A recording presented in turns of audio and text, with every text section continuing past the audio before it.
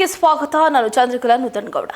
ರಿಷಬ್ ಶೆಟ್ಟಿ ರಾಜಕೀಯಕ್ಕೆ ಎಂಟ್ರಿ ಆದ್ರ ಕರಾವಳಿ ಮಲೆನಾಡು ಪ್ರವಾಸೋದ್ಯಮ ಬ್ರ್ಯಾಂಡ್ ಅಂಬಾಸಿಡರ್ ಆಗಿ ರಿಷಬ್ ಶೆಟ್ಟಿ ನೇಮಕ. ಹೌದು, ಈಗ ಡಿಕೆ ಸರ್ಕಾರ ಡಿಕೆ ಶಿವಕುಮಾರ್ ಜೊತೆಯಲ್ಲಿ ಒಂದು ಉತ್ತಮ ಒಡನಾಟವನ್ನು ಇಟ್ಕೊಂಡಿರುವಂತಹ ಕರಾವಳಿಯ ಕಾಂತಾರ ನಟನೆಯಲ್ಲಿ ಪ್ರಸಿದ್ಧಿಯನ್ನು ಗಳಿಸಿರುವಂತಹ ರಿಷಬ್ ಶೆಟ್ಟಿ ಯಾರಿಗೆ ತಾನೇ ಗೊತ್ತಿಲ್ಲ ಹೇಳಿ. ಇಡೀ ದೇಶವೇ ಮೆಚ್ಚುವಂತಹ ಕೆಲಸವನ್ನು ನಟ ರಿಷಬ್ ಶೆಟ್ಟಿ ಅವರು ಮಾಡಿದ್ದಾರೆ.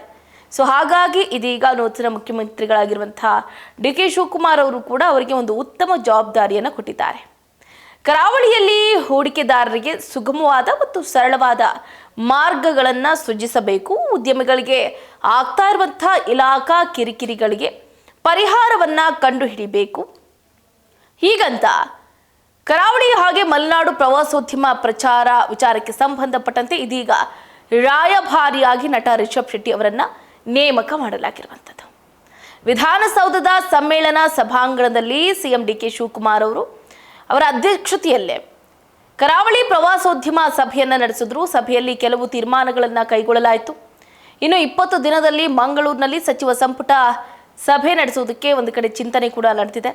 ಕರಾವಳಿ ಪ್ರವಾಸೋದ್ಯಮ ಅಭಿವೃದ್ಧಿ ಕುರಿತು ವಿಧಾನಸೌಧ ಸಮ್ಮೇಳನ ಸಭಾಂಗಣದಲ್ಲಿ ಡಿ ಕೆ ಶಿವಕುಮಾರ್ ಅವರ ಅಧ್ಯಕ್ಷತೆಯಲ್ಲಿ ಒಂದು ಬೃಹತ್ ಮಟ್ಟದ ಸಭೆ ಕೂಡ ನಡೆಯಿತು.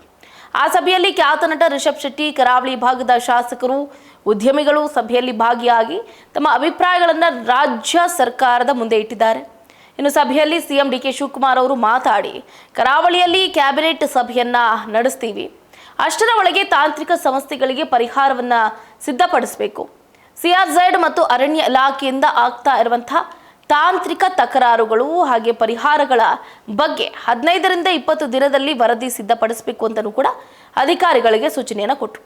ಇನ್ನು ಕರಾವಳಿಯಲ್ಲಿ ಹೂಡಿಕೆದಾರರಿಗೆ ಸುಗಮವಾದ ಮತ್ತು ಸರಳವಾದ ಮಾರ್ಗಗಳನ್ನು ಸೃಜಿಸಬೇಕು, ಉದ್ಯಮಗಳಿಗೆ ಆಗ್ತಾ ಇರುವಂತಹ ಇಲಾಖಾ ಕಿರಿಕಿರಿಗಳಿಗೆ ಪರಿಹಾರ ಕಂಡುಹಿಡಿಯಬೇಕು, ಕರಾವಳಿ ಸಂಸ್ಕೃತಿಯನ್ನು ಅಂತಾರಾಷ್ಟ್ರೀಯ ಮಟ್ಟದಲ್ಲಿ ಪ್ರಸಾರ ಮಾಡೋದರ ಜೊತೆಗೆ ಹೆಚ್ಚು ಉದ್ಯೋಗ ಸೃಷ್ಟಿ, ಆರ್ಥಿಕ ಬೆಳವಣಿಗೆಗೆ ಆದ್ಯತೆ ನೀಡಬೇಕು ಅಂತ ಸಿಎಂ ತಾಕೀತನ್ನು ಮಾಡಿದರು.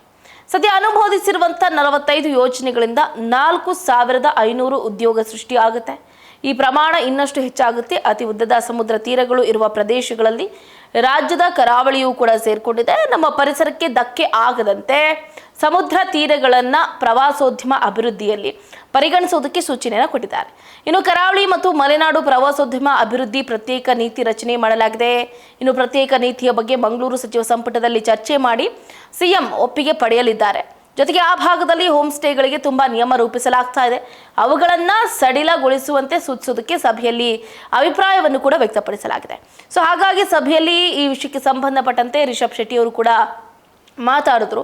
ಕರಾವಳಿಯ ಜಾನಪದ ಕಲೆ ಸಂಗೀತಕ್ಕೆ ಪ್ರೋತ್ಸಾಹ ನೀಡಬೇಕು ಅಂತ ನಾನು ಮನವಿಯನ್ನ ಮಾಡ್ತೀನಿ. ಇನ್ನು ಸಿನಿಮಾ ಚಿತ್ರೀಕರಣಕ್ಕೆ ಹೆಚ್ಚಿನ ಅನುಕೂಲ ಕಲ್ಪಿಸೋದ್ರಿಂದ ಕೇರಳ, ಗೋವಾ, ಕರ್ನಾಟಕ ಸಿನಿಮಾ ಜಗತ್ತಿಗೆ ಹೆಚ್ಚು ಅನುಕೂಲ ಆಗಲಿದೆ ಅಂತ ರಿಷಬ್ ಶೆಟ್ಟಿ ಅವರು ಕೂಡ ಹೇಳಿಕೆಯನ್ನು ಕೊಟ್ಟರು. ಒಟ್ಟಾರೆಯಾಗಿ ಈ ಮುಖಾಂತರ ಅಂದರೆ ನೋಡಿ, ಕರಾವಳಿ ಮಲೆನಾಡು ಪ್ರವಾಸೋದ್ಯಮ ಬ್ರ್ಯಾಂಡ್ ಅಂಬಾಸಿಡರ್ ಆಗಿ ಈಗ ರಿಷಬ್ ಶೆಟ್ಟಿ ಅವರು ಆಯ್ಕೆ ಆಗಿದ್ದಾರೆ. ಇನ್ನೇನು ಕೆಲವು ದಿನಗಳಲ್ಲಿ ರಾಜಕೀಯಕ್ಕೆ ಧುಮುಕೋದ್ರಲ್ಲಿ ಯಾವುದೇ ರೀತಿಯಾದಂಥ ಅನುಮಾನ ಇಲ್ಲ. ಡಿ ಕೆ ಶಿವಕುಮಾರ್ ಅವರ ಆಪ್ತರಾಗಿ ಗುರುತಿಸಿಕೊಂಡಿದ್ದಾರೆ. ಯಾವ ಸಂದರ್ಭದಲ್ಲಿ ಬೇಕಾದರೂ ಕೂಡ ರಾಜಕೀಯಕ್ಕೆ ಎಂಟ್ರಿ ಆಗಬಹುದು ಅಂತ ಹೇಳಲಾಗ್ತಾ ಇದೆ. ಇದಾಗುತ್ತೆ ಇವರಿಗಿನ ಅಪ್ಡೇಟ್. ನೋಡ್ತಾ ಇರಿ ಸ್ಪೀಡ್ ನ್ಯೂಸ್, ಸುದ್ದಿ ನಿಮ್ಮದು, ವೇಗ ನಮ್ಮದು.